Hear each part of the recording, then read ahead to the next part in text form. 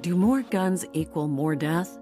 We keep hearing it time and time again. The more firearms in circulation in society, the more gun violence our communities will experience. Paraphrased, more guns equal more death. We're told time and time again, the evidence is clear. But is it?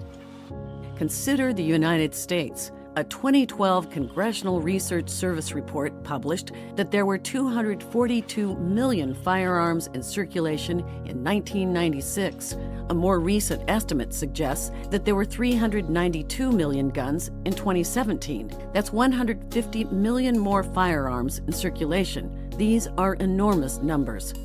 But during the same period, the FBI tells us that violent crime has decreased by 50%. And shockingly, firearm-related homicides were more or less stable during this period. How can this be possible if more guns equal more death? In the USA, some states with strict gun control account for the majority of firearm-related homicide, while other states with virtually no gun control experience very low rates of firearm-related homicide. There are endless examples that disprove the claim that the proliferation of guns determines whether or not there will be gun violence. Truth is, it's societal and socioeconomic factors that determine whether there will be violence in our communities, with or without guns. So, do the solutions being offered by politicians and activist groups focus on the real causes of violence? And if not, what exactly are these people trying to accomplish? For background information on this topic and more, go to gundebate.ca.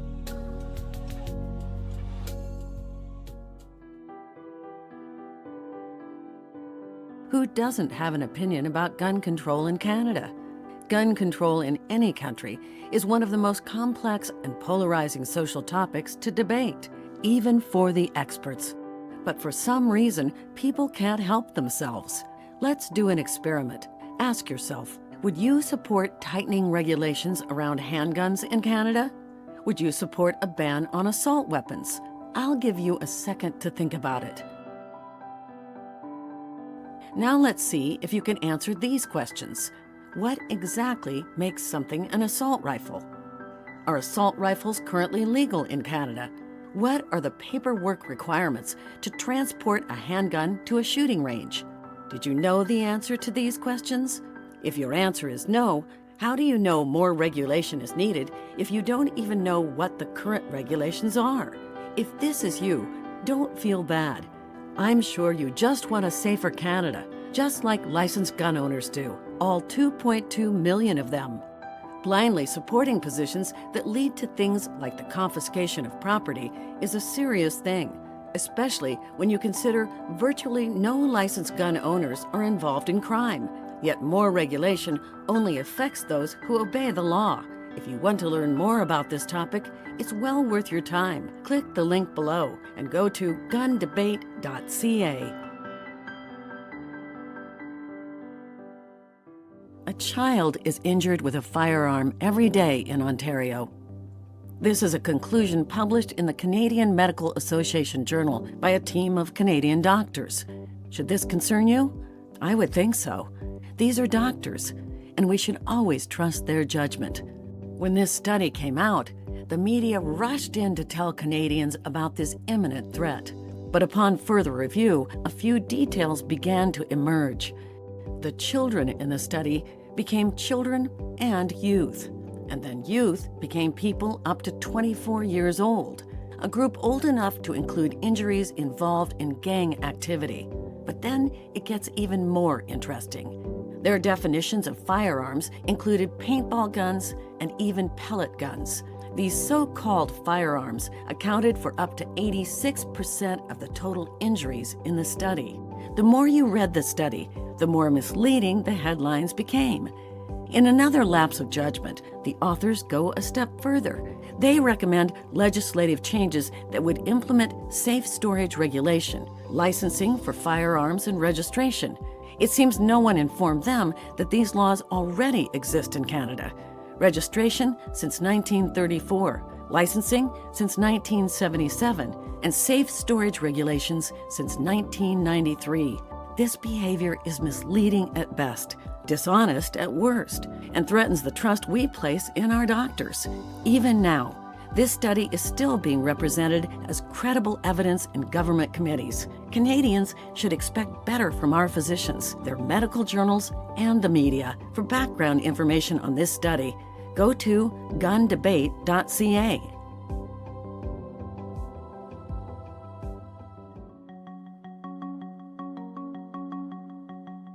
Gun owners are suing the Canadian government. What's this all about, and why should anyone else care? 2 reasons. It's going to be a historic case, and it's going to have an effect on every Canadian citizen. The fight between licensed gun owners and the government is about what the government is able to do to its citizens legally. Apparently, Canadians don't have property rights. This seems to be the verdict from other historic cases on the subject. But what does this mean for people who don't own guns? It means that currently, the government can decide without any real justification that something you own should be illegal and will be confiscated. The way the law is today, this can apply to anything: your land, your bank account, your car, anything you legally own. And under any pretense, climate, emergency, pandemic, public safety, the economy, literally anything. We are in the midst of a historic gun ban. It equates to a massive confiscation of property from hundreds of thousands of people who legally acquired it. These RCMP vetted Canadians are licensed to own these firearms and are inherently responsible. The government hasn't felt an obligation to justify it other than with political sloganeering and highlighting the acts of criminals who are already banned from possessing firearms in the first place. Today, it's about legally purchased firearms, but tomorrow it might be about something you own or a right you value. If you don't want to fight this on your own later, get involved in this fight now. Be a part of history and donate what you can to the CCFR's Legal Trust.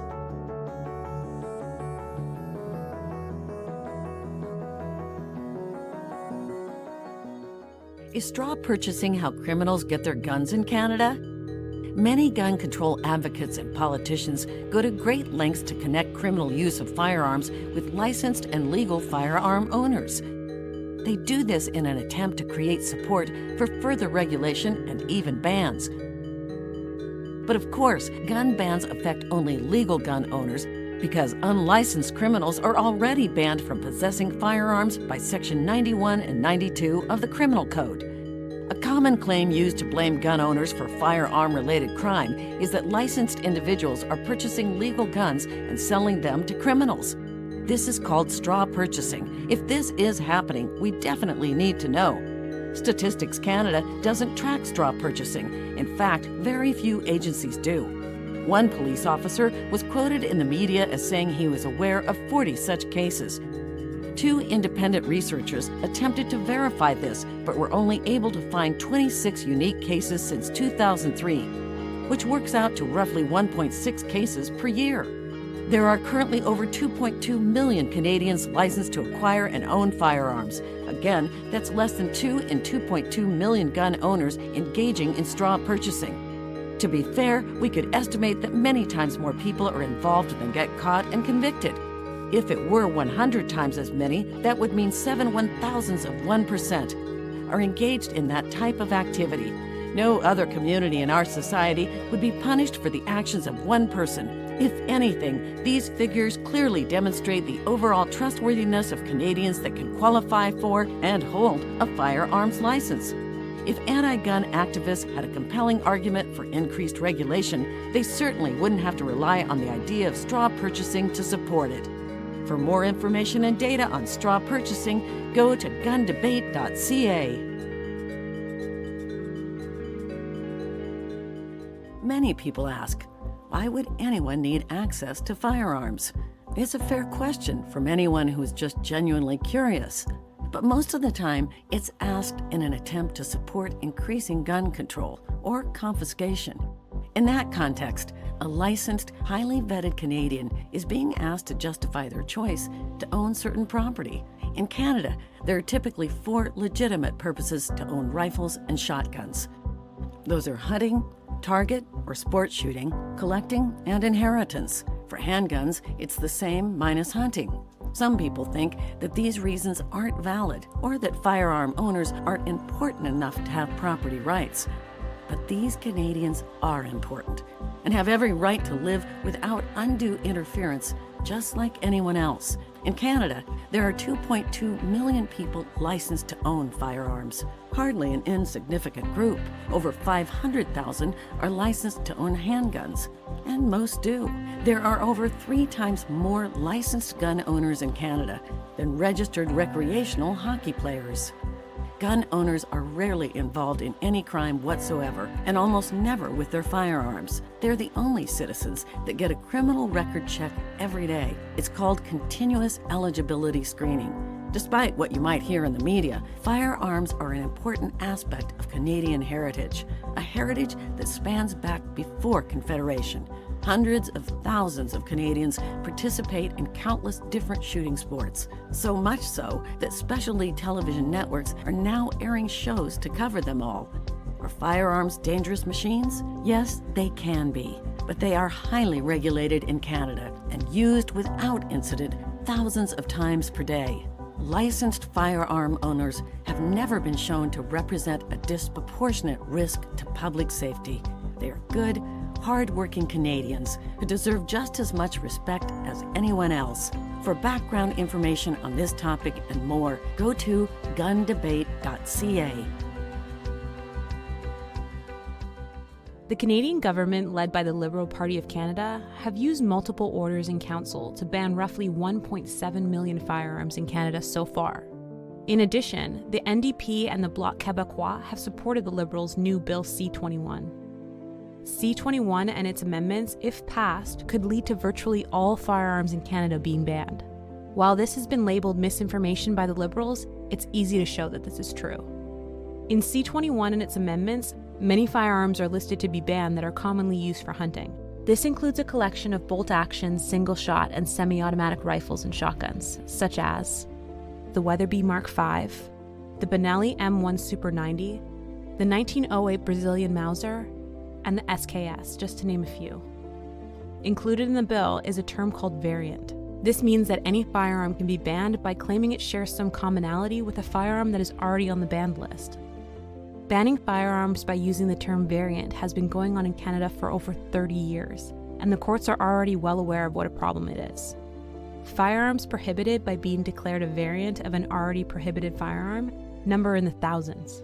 There are examples of .22 caliber rifles being prohibited as variants of full-size rifles simply because of resemblance, not interchangeable parts or any other reason. With certain bolt-action single-shot hunting rifles and shotguns being prohibited, the legal door is open to ban any firearm in Canada as a variant. This is done through regulation by the RCMP without any oversight or notification of the public whatsoever. Again, this isn't new. Literally thousands of firearms have been banned using this process over the last 30 years in Canada. So, could Bill C-21 and its amendments ban all firearms in Canada? If Bill C-21 becomes law, roughly 50% of firearms currently in Canada would become prohibited immediately. And the reclassifications via variant status would continue on in perpetuity after that. This is how the Liberals are claiming to keep Canadians safe.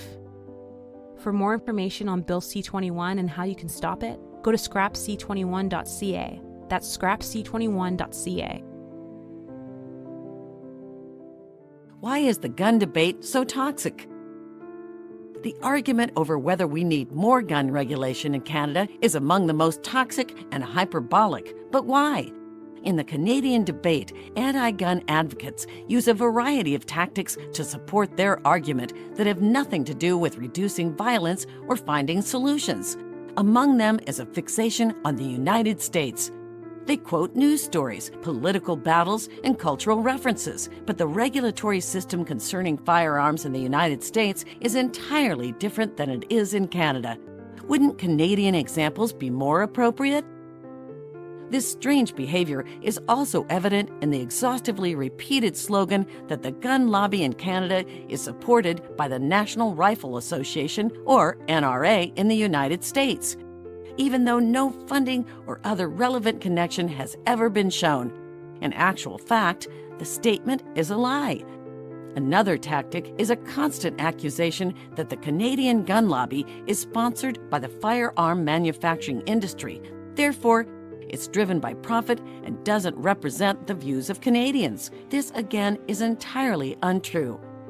In the case of Canada's most influential firearm group, the Canadian Coalition for Firearm Rights, or the CCFR, roughly 96% of their funding comes from individual Canadians who want the CCFR to represent their interests. Less than 3% comes from businesses and less than 1% comes from manufacturers. The CCFR is a not-for-profit corporation and thus files audited financials every year. If this baseless accusation were true, it wouldn't take much effort to prove it. So if the case for more firearm regulation in Canada is so compelling, why do gun control advocates rely almost entirely on defamatory and clearly false claims? Could there be a lot more to this debate than most Canadians know? Find the answer to this question and more at gundebate.ca. Are the Liberals really banning hunting rifles? The answer is yes, but it's complicated. The Liberal government, supported by the NDP and the Bloc Québécois, have already officially banned some rifles and shotguns that have commonly been used for hunting back in May 2020, while the Liberals' new Bill C-21 will ban many more. Here's what's going on. In May 2020, the Liberals created an order in council banning what they described as assault-style weapons. This included many firearms in Canada that were commonly used for target shooting and for hunting, such as this bolt-action rifle and many others. In 2022, the Liberals introduced Bill C-21, including some last-minute amendments that listed a variety of firearms that were almost exclusively used for hunting in Canada. Firearms such as the Weatherby Mark V, the Benelli M1 Super 90, the 1908 Brazilian Mauser, and the SKS. Most concerning is a provision in Bill C-21 that uses the word variant. This means that any firearm can be prohibited later by the RCMP based on their opinion that it is similar to any firearm that the Liberals already prohibited. For example, because C-21 prohibits certain bolt-action rifles, any other bolt-action rifle can be prohibited by declaring it a variant.